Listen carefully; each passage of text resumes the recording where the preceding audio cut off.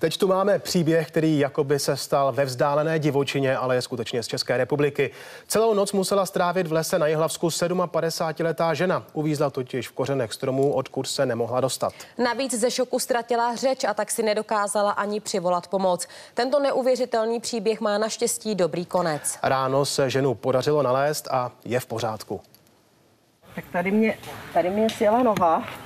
Tu jsem zapříčila tam do toho. Zdena Novotná v Řídilově na Jihlavsku je s kamarády na dovolené. Večer se jde jen tak projít, po pár metrech se ale vycházka mění v boj o holý život. Celé tělo má zaklíněné v kořenech stromu. Dostat se ven je nad její síly. Ta noha prostě, dokud se nedostanete, vytáhnout nejde. Je 50 metrů od chatky, 50 metrů od přátel a přesto strašně daleko. Kvůli leknutí nemůže vydat ani hlásku. Posttraumatická porucha v plném rozsahu po autonehodě.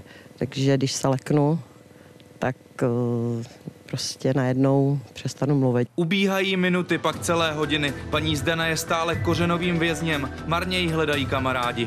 Zdeno! Zdeno!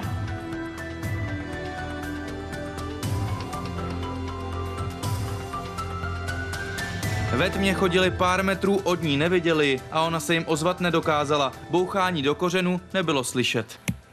Strach jsme měli, protože jsme nevěděli, co se děje. Promítali se mi hlavou vojáci z první světové války. Byli v zákopech, byli mokrý, museli vydržet, takže musíš vydržet taky. K ránu přestává veškerá legrace. Paní Zdena je úplně vyčerpaná a promrzlá. Odskočit jste si nemohl, takže zahřívala mi teplá moč. Se svítáním konečně přišla záchrana. Kamarádi ji objevili. Paní Zdena zůstala v kořenech zaklíněna celých 11 hodin. Nebylo tady do smíchu. Kromě několika šrámů se jí naštěstí nic nestalo. Na tuhle dovolenou ale jen tak nezapomene a do lesa na procházku už prý nikdy sama nepůjde. David Pik, televize Nova.